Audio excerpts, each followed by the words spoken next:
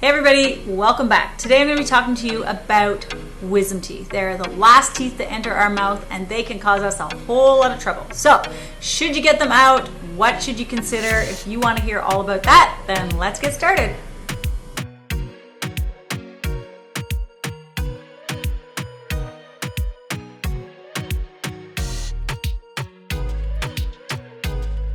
This topic came up the other day because I was chatting with my assistant Quincy. Many of you know her. I call her Agent 99. She's in charge of editing a lot of these videos, all of these videos. So Quincy is 23 now, and she is at that age where her wisdom teeth are just giving her some trouble. And you can kind of get away with it. You can go get away with not having any problems around this age with wisdom teeth, and other people have tons of problems. In fact, it can even start as early as age 16. So this is her first experience, and we were talking about it, looking at the x-ray. Should we or should we not, recommend that she have these teeth out? And it's the age-old debate. I mean, I get it so much. I really should talk about it because a lot of parents are always concerned about it. There's also some misconceptions around wisdom teeth, and so it's one of those procedures everybody kind of knows. It's almost like a rite of passage. As you get older, you're gonna have your wisdom teeth out. But interestingly, not all of us even get wisdom teeth, so it's a pretty cool tooth to be missing, to be honest. But most of us still do get them, and we really need to think about whether or not we're going to have them out, what are the pros and cons, the risks, and then make an educated decision. So I'm going to go over some things you should consider when considering getting your wisdom teeth out. So there are really 5 things, and we'll just break it down to that, 5 things to really consider when thinking about whether or not we should get them out. The first is, are they really bothering you? How old are you? Have you gotten to a point where, now you're 30 or 40 years old and they've been there all that time and they've never given you trouble, but you go to the dentist, you see them on the x-ray, and then all of a sudden you're kind of it's put in front of you that maybe you should get these out. Generally, if you're well past the age of 25, they've never given you trouble. They may never give you trouble. Now I'll go into some things we should consider with that, but they probably won't. But up until age 25, a lot of us can still be in that area of life where, one day you feel like, I call it the rumble. So it's almost like, a little bit of an earthquake. So you'll have a few days where it feels a little sore, bothering you, and then the mom or the parent brings the child in, and we look, and I'm like, oh, she's teething. So teething's not comfortable any time of life. Sometimes teething a wisdom tooth means it's just going to come in and it's going to be fine, and there's no reason we should get them out. There's no reason for, like I say, prophylactic extraction, which is taking them out in so that you don't have a problem. And so I really like to reassure parents. It's always great when I can give parents good news, or the patient good news.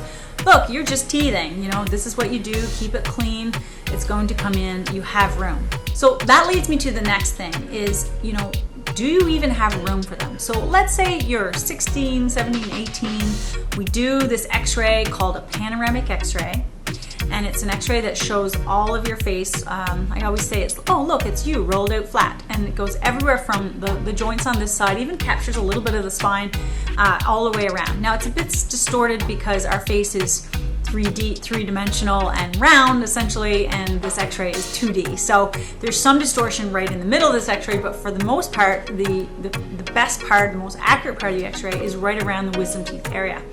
And that really helps us determine if you're going to have room for the wisdom teeth to come in. So if I take the x-ray and I say, oh wow, look, you're going to have room for these, they're going to give you a little bit of trouble when they're coming in, because you can't have something come in through bone and gum without it causing a little bit of irritation and inflammation.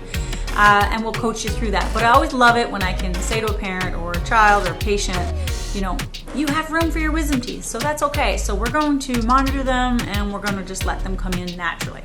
The situation when we immediately can tell, A, there's not enough room, or B, they're coming in at what we call sort of an awkward angle, or a slightly, maybe it's a 45-degree angle, maybe it's a completely horizontal. Sometimes wisdom teeth come in completely sideways. They don't come in through, come out this way, but they kind of like roll in, and then they get fetched up underneath what we call the 12-year molar, and that's the molar that you get usually when you're around 12 or 13. The wisdom tooth can actually start to develop early enough that it can affect the eruption of the 12-year molar, and sometimes 12-year molars don't fully erupt because of wisdom teeth. That's also another great reason to have them out. Now that might be a reason you'd have to have them out much earlier, because we want our 12-year molars to really come in. It's important to have at least our 6-year molars and our 12-year molars. But our wisdom teeth, they're also known as 8s in Canada according to our numbering system. Our 8s are a little more optional. Now that brings me to my third point, which is, are they actually, if they do come in, are they even going to be useful to us? If they're just going to be what I call a liability, so they came in, but they didn't quite come in all the way, or you didn't have wisdom teeth on the top, and you only have these wisdom teeth on the bottom. They're difficult to clean, they cause a lot of plaque accumulation, and they're just causing problems, maybe like an odor in your mouth, or bad taste, or bad breath. Then that's another reason to have them out. So you got to assess that. Now they're in, they just don't really have any useful purpose. So that's a reason why I would suggest that they come out, if again they're just causing you more harm than good. So you have to sometimes weigh, the pros versus the cons of having them in and out. That brings me to my fourth point. That is, we have to consider, is it worth putting our patient through surgery to take out something that is naturally part of our body that isn't giving us any trouble? And this is where it comes down for me, a really good heart-to-heart with the patient, with the parent is, they're there, they're not going to come in, they're going to stay underneath the bone and the gum tissue, they're never entering the oral cavity. When that is the case, I generally recommend, and there is some debate about this in dentistry and in the literature, as to whether we should prophylactically remove wisdom teeth that have never caused us any trouble, now 25, 30 years old, or I see from an early age that they're just not going to erupt. Should we really be prophylactically just taking out wisdom teeth because they may cause us trouble in sometime down the future? My vote is no on that, and I would rather take an x-ray on a patient, depending on how they're coming in or where they ended up resting, every 2 or 5 years to monitor that. I mean, there are things that can develop in association with wisdom teeth that most other teeth aren't usually involved with, and those are things like cysts or just some pathology that can occur with these teeth, but it's extremely rare. And so a lot of us, if we hear, look, we'll monitor them, you really don't need to put yourself through this, it's an extra surgery, it's, maybe you need sedation, maybe, it's going to impact your life, healing, impact your work. Do we need to put patients through it? Again, my vote is usually no, if I'm pretty confident that they're going to be absolutely fine to just monitor. So evaluating whether they're going to fully come in, if they've ever given you any trouble, and how old you are is another big thing to weigh in on. So number 5, I think what we have to think about is if they're coming in and they're not only just rumbling, you're teething, but now you're actually having some swelling, some redness, some infection may be present, or pain, there's a great reason to get them out. And that usually doesn't ever happen unless they've actually entered the oral cavity and now they're susceptible to the bacteria that are in our oral environment.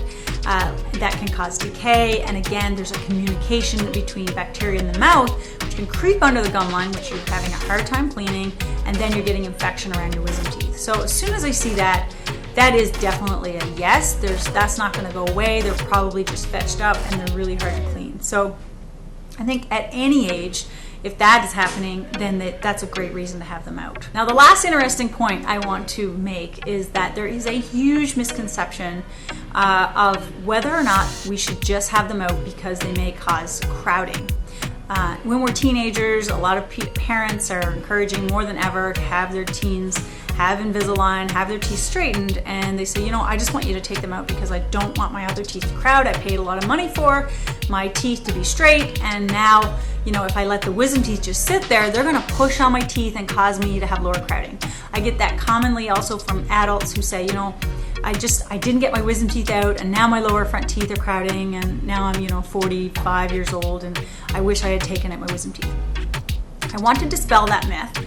It is a myth. It has been proven in scientific studies, shown that wisdom teeth do not cause lower incisor crowding or lower front teeth crowding. It is a bit of a myth. It happens somewhere in that similar kind of age, so a lot of people have attributed to it, but they actually did studies on this and they found that that wasn't the case. If you think about it, the reason why that also doesn't make sense, if you think about one molar, which has a very small root compared to two other molars, the 6-year molar, the 12-year molar, that have massive, bigger roots, it's really hard for one little molar to push and move two other molars, two premolars, a canine, which I can tell you is hard to get it on a good day. If I even had to extract it, it's hard to move it, and then all the lower front teeth. So if you think about it, it's just a wisdom tooth that coming in doesn't have the capacity or the force or the basically stored energy to get all those teeth to move. So